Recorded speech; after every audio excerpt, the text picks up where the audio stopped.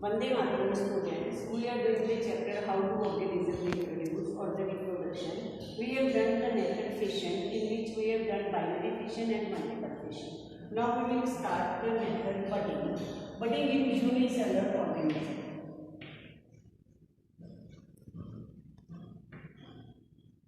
Budding in unicellular organism. It takes place in yeast. East वही organism जो fermentation करता है, अल्कोहल प्रोड्यूस करता है, तो वो उसका रेस्पिरेशन का मेथड था फर्मेंटेशन वाला। ये उसका मेथड है बडिंग रिप्रोडक्शन का। How the budding take place?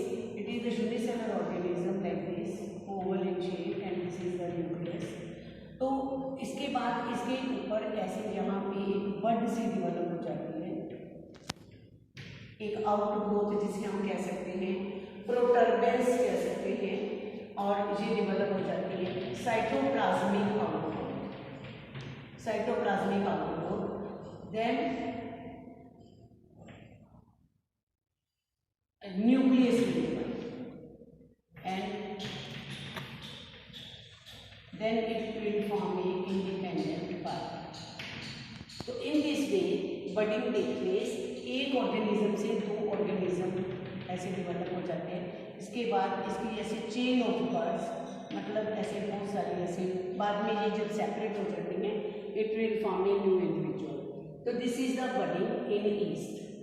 Budding जो है, अब बाइनरी फिशन और बडिंग में क्या डिफरेंस है? अगर हम इसमें देखें कि इसमें भी दो ऑर्गेनिज्म डेवलप हुए हैं और बाइनरी फिशन में भी दो organism are formed from the single organism. तो डिफरेंस इज दैट जो बाइनरी फिशन होता है, जब बाइनरी फिशन होता है तो आपने को याद होगा तो आपने क्या किया था, first nucleus divide, nucleus divides first,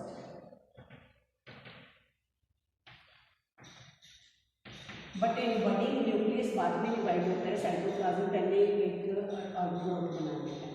तो जो बाइनरी फिशन होता है, जब एक ऑर्गेनिज्म से दो ऑर्गेनिज्म बनते हैं, जैसे कि अमीबा के ऐसे दो ऑर्गेनिज्म बन गए थे, तो इसमें पेरेंट की आइडेंटिटी नहीं रहती है, दो डॉटर अमीबा बन गए थे, इसमें पेरेंट का कोई बीच में हमें ये नहीं पता होता कि पेरेंट कौन है, और इसमें पेरेंट की आइडेंटिटी क्या रहती है, इंटैक्ट रहती है, मेंटेन रहती है, वो पेरेंट अपनी जगह पे वैसे के वैसे रहता है। तो ये डिफरेंस है बडिंग और बाइनरी फिशन में। तो पता चला कि इसमें होता है ये बडिंग यूनिसेलुलर ऑर्गेनिज्म में, बडिंग मल्टीसेलुलर ऑर्गेनिज्म में भी होती है, हाइड्रा वगैरह में, इसलिए मैंने आपको स्पेशली ये बताया है कि यूनिसेलुलर ऑर्गेनिज्म की बडिंग। अब हमारे जो मेथड हमने किए हैं, कौन कौन से किए हैं? Fission, binary fission, multiple fission and budding, ये सब यूनिसेलुलर ऑर्गेनिज्म के मेथड हैं। अब हम करने लगे हैं method of reproduction in multicellular organism. Methods of reproduction in multicellular organism.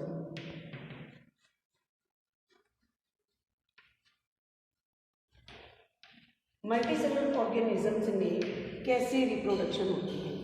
उसमें सबसे पहला जो मेथड है वो है फ्रेगमेंटेशन।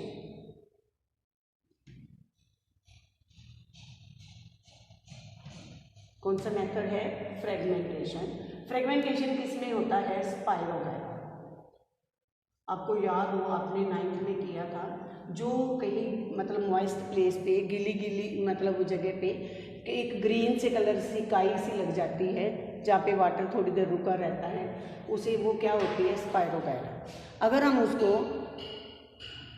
उसको इस तरह से देखें माइक्रोस्कोप में, तो आपको ये ऐसे सेल दिखेंगे, बीच में न्यूक्लियस होगा, ऐसे इसके रिबन लाइक क्लोरोप्लास्ट होते हैं। तो ये स्पाइरोगाइरा है, सिंपल इसमें प्लांट सेल हैं, और इसमें जो ऑर्गेनाइजेशन है वो सिर्फ सेलुलर लेवल तक है। आपने किया था ऑर्गेनाइजेशन सेलुलर लेवल तक है या टिश्यू फॉर्मेशन है, इसमें ऑर्गेनाइजेशन सिर्फ सेलुलर लेवल तक है और टिश्यू फॉर्मेशन में अभी तक नहीं हुई है। ये मल्टीसेलुलर ऑर्गेनिज्म तो है, पर इसके सारे सेल्स इंडिपेंडेंटली अपना अपना फंक्शन परफॉर्म करते हैं। There is no tissue formation take place. तो इस तरह से इसकी एक शेप है। स्पाइरो वगैरह के ribbon like filamentous structure, it is called ribbon like और फिलामेंटस स्ट्रक्चर। इस तरह से ये आपको दिखेगा। तो जब भी कोई मैकेनिकल वहाँ पे चेंजेस आती हैं, डिस्टर्बेंस होती है मैकेनिकल, वाटर के अंदर जनरली ये मिलता है, तो it will break down suppose into 2 parts, वो कहीं से भी ब्रेक डाउन हो सकता है। तो ये ब्रेक डाउन हो जाता है, इससे ये 2 स्पाइरो वगैरह बन जाएंगे इस तरह से, ये एक ये बन गया और एक ये बन गया। तो ये दोनों अपने अपने और आगे ग्रो करना शुरू कर देंगे। तो इस तरह से इनकी रिप्रोडक्शन हो जाएगी, जहाँ हम ये कह सकते हैं मल्टीप्लिकेशन हो जाएगी। तो ये मेथड है फ्रेगमेंटेशन। अब ये कहोगे कि ये फ्रेगमेंटेशन हमने किया है और ये इसमें बाइनरी फिशन और फ्रेगमेंटेशन में ये क्या डिफरेंस है, तो फिर हम बताएंगे कि जो बाइनरी फिशन है वो यूनिसेलर ऑर्गेनिज्म में था और ये फ्रेगमेंटेशन मल्टीसेलर ऑर्गेनिज्म में है।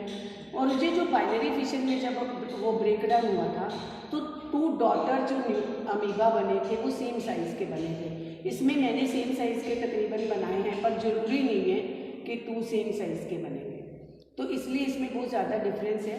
उसमें एक पर्टिकुलर एक पहले न्यूक्लियस डिवाइड होता है, फिर साइटोप्लाज्म डिवाइड होता है। इसमें ऐसा कोई रूल नहीं है, इसमें ऐसा कोई चक्कर नहीं है, कहीं से भी वो डिवाइड हो जाता है, वो अपने लोस्ट पार्ट को गेन कर लेता है और सेल न्यू फॉर्मेशन हो जाती है।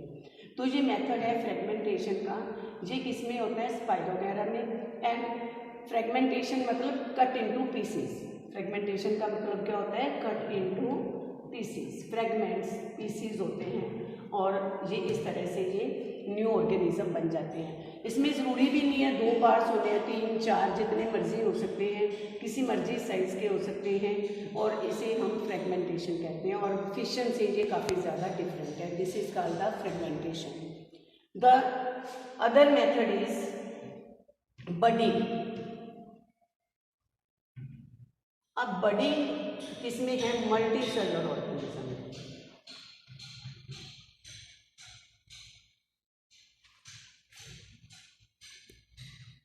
Budding is multi cellular organism. तो मल्टी सेलुलर ऑर्गेनिज्म में जब बडिंग है तो उसमें हम एग्जांपल किसकी लेंगे, हाइड्रा की। हाइड्रा है, इसके ऐसे ये टेंटिकल्स होते हैं, इसके यहाँ पे एक आउटग्रोथ बन जाती है किसी भी जगह पे, और फिर वो आउटग्रोथ क्या हो जाती है, डेवलप हो जाती है